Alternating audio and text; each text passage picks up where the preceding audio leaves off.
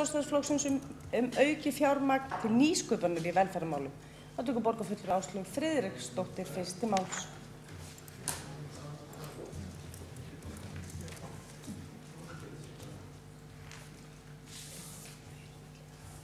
Forseti, borgarfulltrúar, sem best að ég sé bara með alla tillögurnar, ég er svo fljóta þessu.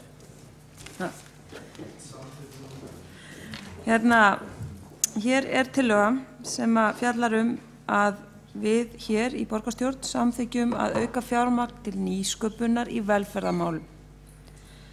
Og hún hljóðar svo, eins og hún liggur fyrir fundinum, borgarstjórn samþykkir að auka fjárveitingar vegna innleiðingar, rannsókna og nýsköpunar sem tengjast velferðartækni 100 milljónir króna á árinu 2018.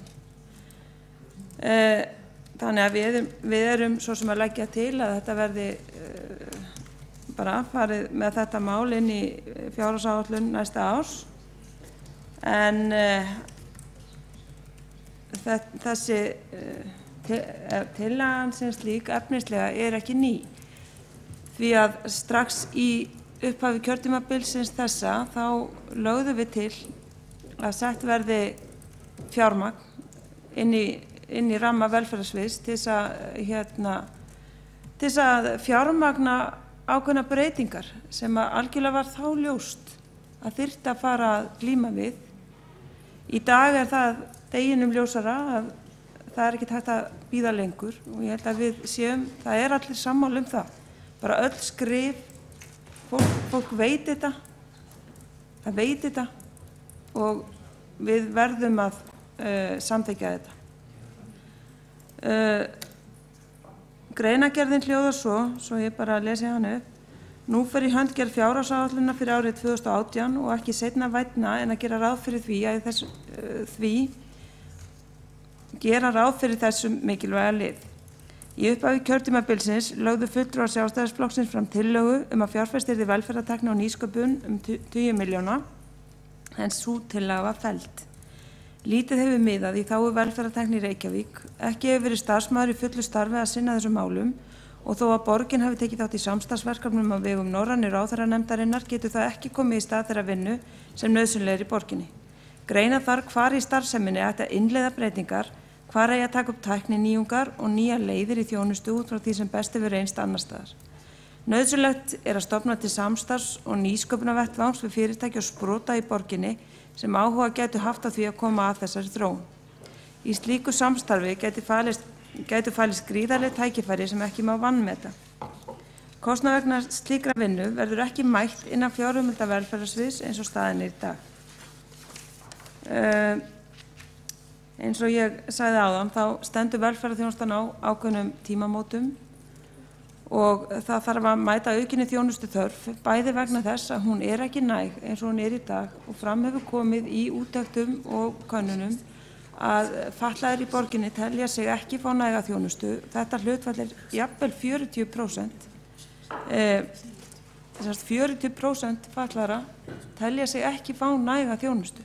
Það er dálítið mikið og eins vitum við að með auknu hlutfalli aldraðra þá þurfum við að breyta kúrs til þess að geta sinnt þeim á sama hátt og við gerum í dag og betur, því annars bara erum við að horfa fram á verri þjónustu kjör.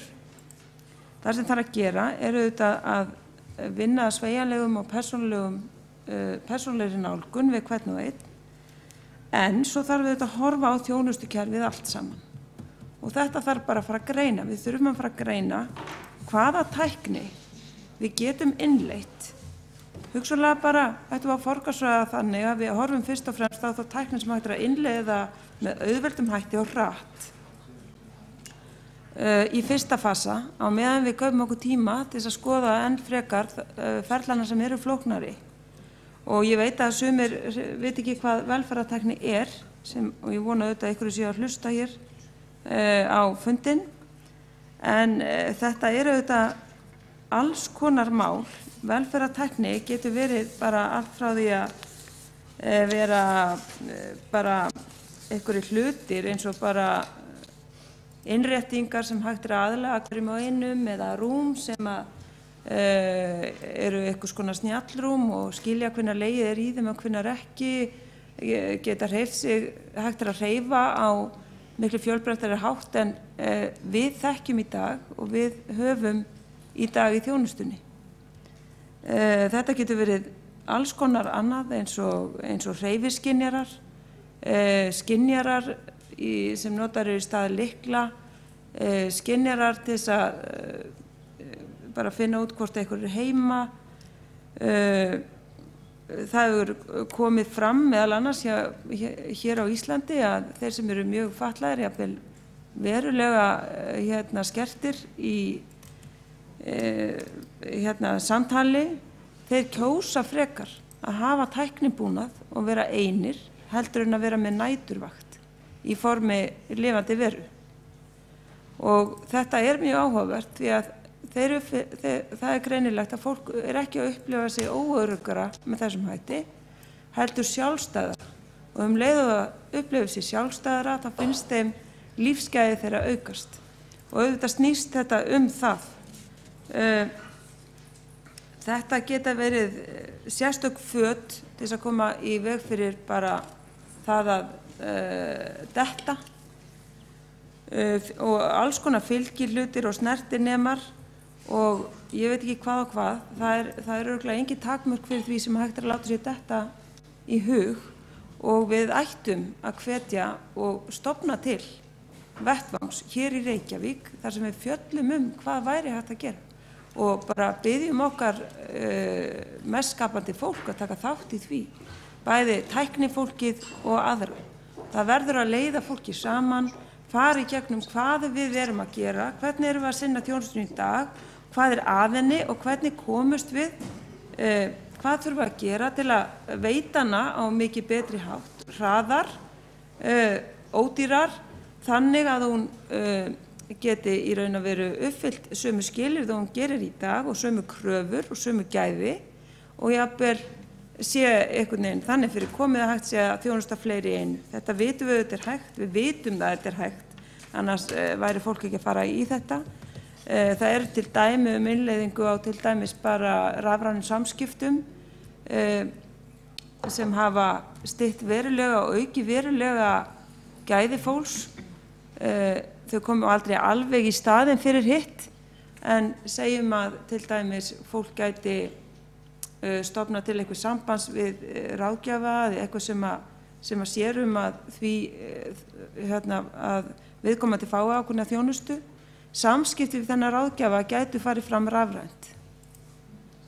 Þau gætu farið fram rafrænt og þyrftu ekki að vera á þessu svolítið stirðaformi eins og við sjáum samskiptis mikið vera í dag. Þetta geti leitt til þess að við erum að auka öryggi, við erum gætum verið að rjúfa einangrun, það hægt að vinna með svo mikið. Það kemur svo mikið upp í hugan þegar maður fyrir að opna fyrir hugmyndaflæðið og ég held að sé ekki seinna vænna en að byrja. Nú það svo að oft þetta hefur kannski helst verið að nýtast eldri borgurum og fólki með langvarandi sjúkdóma en sko það hægt að horfa miklu breiðar. Ég veit að velferðarráðuneytið hefur nú eitthvað verið að vinna og lagt fram stefnuskjal. Ég veit svo sem ekki hvað hefur komið út úr því. Ég hef ekki fundið fyrir því mikið sem fulltrúi í velferðarráði Reykjavíkurborgar og ég held að Reykjavíkurborg sem mjög leiðandi í alls konar hlutum meðal annars heimaþjónustu hafi sterka rödd og mikla vigt sinni hún þessu sviði vel og ég held að hún bara borgin að gera það og við eigum að samþykkja það hér. Eins og svo sem farið var yfir í greinargerðinni með tillögunni þá finnst okkur ekki hafa verið nægilega verkefnið ekki fengið næga vigt og því ekki verið sinnt eins og hægt hefði verið á þessu kjörtímabili. Talað hefur verið að einn starfsmaður hafi eitt stöðugildi sinnt því ber reyndar ekki saman við þær upplýsingar sem ég fæ frá velferðarsviði því að þar telja menn að það hafi alls ekki verið eitt stöðugildi heldur starfsmaður að hluta og það bara gengur ekki, það er ekki nóg. Þannig að ég vona að þið sjáið mikilvægi þess að fjárfesta bara í þessu ferli sem þarf að gera og auðvitað þarf tíma til þess að útfæra verkefnið og ég skil það vel og þess vegna setjum við inn í tillöguna að við erum í raun og veru að kalla eftir því að þessi fjármunir verði til staðar inn í ramma velferðarráðs fyrir árið 2018 þannig að við getum þá nýtt það sem eftir ársins í einhvers konar skipulag eða einhverja uppsetning á því hvernig væri hægt að vinna áfram þegar fjármunirnir svo berast.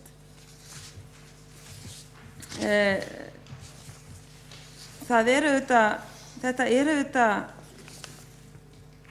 gríðarlega mikilvægt og mér finnst svolítið svona skemmtilegt því að það er auðvitað til verkefni sem heitir Snjallborgin Reykjavík þar sem verið er að vinna með alls konar snjallar hugmyndir og rafrænar og maður veit ekki hvað maður á að kalla þetta lengur allt saman en þar til dæmis fannst mér ekki þegar ég fékk kynningu á því daginn nógu mikil áherslu á velferð. Þar eru ótrúlega snjallar hugmyndir í alls konar geirum meðal annars verið að tala snjalla ljósastaura og auðvitað hleðslustöðvarnar og ég veit ekki hvað svo ég hvort ég eigi að fara yfir þetta eitthvað sérstaklega en þarna fannst mér vanta mikið velferðarmálin vegna þess að þau eru svo stór hluti Reykjavíkurborgar, þau eru svo stór hluti af fjármálum borgarinnar og þau eru náttúrulega ekkert stór hluti af lífsgæðum þeirra sem að þurfa hjálp og aðstoð og þess vegna megum við ekki bíða lengur og ég bara vona að fólk hér í þessum sal sjáu þetta mál með sömu augum og ég og við í Sjálfstæðisflokknum og hlakka til að heyra hvað þið hafið að segja. Það er borgarfulltrúi Áslaug Friðriksdóttir lokið máli sínu og það er borgarfulltrúi Magnús Már Guðmundsson óska eftir því að taka til máls. 1, 2 og bingo.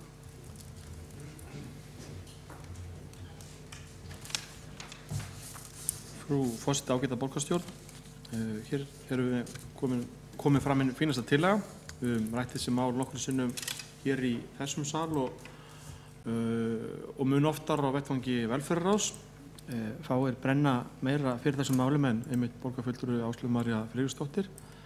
Það var ræðu hennar að dæma, vart að skauta svona létt í gegnum þau verkefni sem þó unnið að þó að ég alveg inntæki hennar að ræðum að hún vilja að borgarfulltrúin vilja stígin stærri skref í þessum efnum. Ég ætla að fá að renna eins yfir það sem verið að gera fyrir þá sem hér eru og eru að hlusta. Þá hefur velferðarsvið síðan frá haustinu 2014 tekið þátt í ýmsum verkefnum á sviði velferðartæknilausna. Þar ber hæst norræn keppni tæknilausnir sem haldin var á vegum norrænu höfuðborganna 5, Helsinki, Kaupmannahafnar, Oslo, Reykjavíkur og Stokkólms í samvinnu við norrænu nýsköpunarmiðstöðina. Þetta samstarf var til þess að sótt var styrki í nýtt verkefni, norrænt bandalag lifandi tilraunastofa sem velferðarsvið tekur þátt í samstarfi samtök iðnaðarins. Varðandi þetta stóra norræna keppni sem ég minntist hér áðan þá bárust hvort það var ekki 400 eitthvað tillögur umsóknir, þar af 63 íslenskar og af þeim komust 3 í svona undan úrslit eða inn í það sem voru fyrirláð 25 tillögur og að minnsta kosti ein af þeim tillögum lifir enn góðu lífi þó hún ekki náð inn í úrslitin. Meðal annarra verkefna sem Reykjavíkurborg kemur að er samstarfsverkefni borgarinnar og Akureyrar í samvinnu við velferðarráðuneytið sem nefnist Connect þar eru 10 norræn sveitarfélög að vinna með aðstoð stjórnvalda við að búa til verkfæri til þess að hægt sé á áhrifaríkan hátt að koma á velferðartækni á laggirnar á sveitarstjórnarstiginu. Þetta samstarf leiddi til þess að velferðarsvið ásamt Akureyrarkaupstað sótti styrk til velferðarráðuneytisins til verkefni nýsköpun og tækni á sviði velferðarþjónustu. Núna í lok mánaðarins fer fram málþing hér í Reykjavík, annars vegar hér á Íslandi, annars vegar á Akureyri og svo í Reykjavík í Norræna húsinu þetta verkefni og innleiðingu velferðartækni í þjónustu sveitarfélaga og ég held að allir borgarfulltrúar hafi fengið póst þess efnis og veit til þess að við ætlum allan að við sem sitjum í velferðarráði munum fara þennan fund því að þar og eins og á velferðarsviði er mikill áhugi á verkefninu. Þá get ég sagt frá því að nú hafin nýhafin vinna við að móta stefnu í málefnum eldri borgara til ársins 2022. Núgildandi stefna rennur út næstu áramót. Þrátt fyrir að vinnan sé rauninu bara nýbyrjuð þá liggur fyrir að inn í þá stefnumörkun mun koma kafli eða það sem sjónum verið beint að nýsköpun og velferðartækni sem sérstökum áherslupunkti. Þessi stefnumörkun verður unnin hratt og á þeim grunni á þeirri stefnu sem nú í gildi en fyrir liggur að við ætlum að vera þeir sem í þeirri vinnu þátt taka að klára það verkefni strax í haust. Nú borgarfulltrúinn kom inn á það kynningu sem við fengum á seinasta fundi velferðarráðs þar sem við fengum kynningu annars vegar á rafrænni þjónustumiðstöð og síðan Smart Cities verkefninu og ég held að sé að það sé nokkuð ljóst að fjölga þarf í því teymi með áherslu á velferðarþjónustu líkt og borgarfulltrúinn kallaði eftir. Framkom á þessum fundi að það ansi margt í gangi sem mun nýtast á sviði velferðartækni auk þeir sem stöðugildi með áherslu á velferðarþjónustu myndi auðvelda vinnu við að sækja styrki fyrir ólíkum verkefnum út fyrir landsteinana því á fundinu kom fram að það er erlendir peningar, miklir peningar í útlöndum sem hægt að sækja í verkefni sem verður að þróa hér á landi. Svo það þetta flotta verkefni með útprenta skýrslu tilraunaverkefni sem lögð var fyrir velferðarráð mitt síðasta ár, endurhæfing við athafnir daglegs lífs. Þarna samstarfsverkefni sem sviðið vann og frumkvæði kom frá sviðinu í samstarfi við velferðarráðuneytið. Fyrirmyndin dönsk og hugmyndafræðin á bak við þetta verkefni, endurhæfing við athafnir daglegs lífs, snýst að virkja eldri borgara og styrkja þá til að vera virkir þátttakendur í eigin lífi eins lengi og mögulegt Með þessu verið að bæta lífsgæði eldri borgara og á sama tíma verið að seinka þeim tímapunkti að viðkomandi einstaklingu þurfi varanlega aðstoð frá sveitarfélaginu og þar spilar inn í meðal annars velferðartækni. Og þetta var tilraunaverkefni sem gekk mjög vel og fékkst góðu styrkur frá velferðarráðuneytinu og í framhaldinu var lögð fram tillaga og sérstaklega verkefnastjóri ráðinn sem byrjaði undirbúning núna 1. maí og fyrsta teymið þar sem þessi hugmyndafræði verður höfð að leiðarljósi fer af stað í Efri byggð strax á næsta ári og svo bætast við önnur 2 teymi árið 2019 í mið- og vesturbyggð.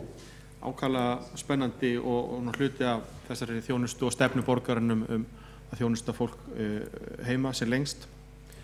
Það er nokkuð ljóst að það er orðið tímabært að ráðast í sérstaklega stefnumörkun í þessum málum, það að segja velferðartæknilausnum og að brýnt fyrir borgina að hafa skýra stefnu í því hvernig við viljum standa og flétta inn velferðartækni þjónustu okkar við borgarbúa og þá má segja að þetta sé í burðarliðinu, þetta hefur verið rætt formlega og óformlega á vettvangi velferðarráðs og við starfsmenn sviðsins og fyrir liggur áhugi á því verkefni og ég held að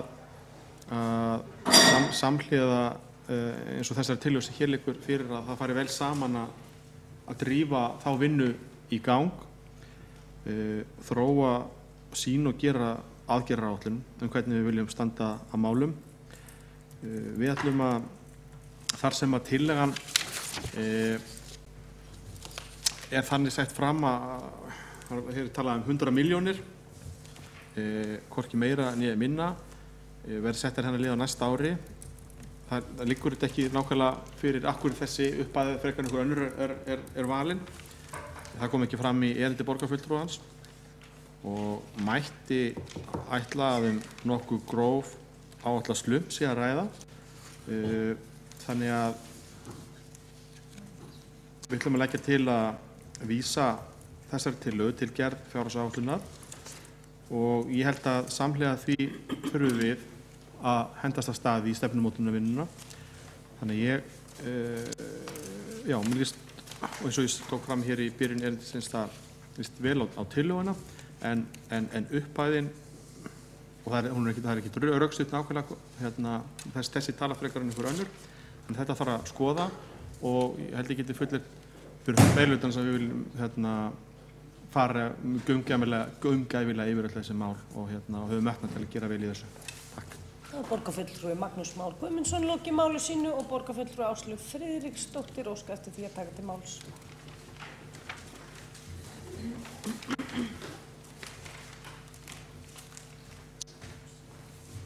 Mér líst bara vel á þessa tillögu afgreiðslu tillögunar og við munum samþykkja hana. Það er alveg rétt, 100 milljón krónurnar eru svona gróflega settar fram og að sjálfsögðu má alveg vinna eitthvað með upphæðina en